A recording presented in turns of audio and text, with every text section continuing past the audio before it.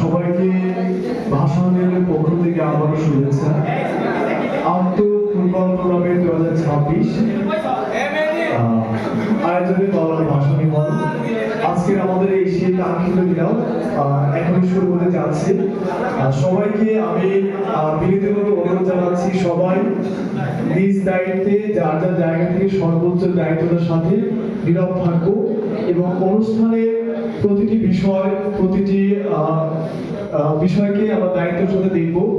নিজ দায়িত্বে কথা না বলে সশ্রদ্ধে আমরা কোরআন তেলাওয়াত এবং জাতীয় সঙ্গীত সবাই একসাথে গাইব। প্রথমে আমি কোরআন তেলাওয়াতের জন্য অনুরোধ জানাচ্ছি আমাদের ফোর্থ ইয়ারের বড় ভাই সাকিব ভাইকে মঞ্চে আসার জন্য বিনীতভাবে অনুরোধ জানাচ্ছি। কোরআন তেলাওয়াত নিয়ে আসছেন সাকিব ভাই।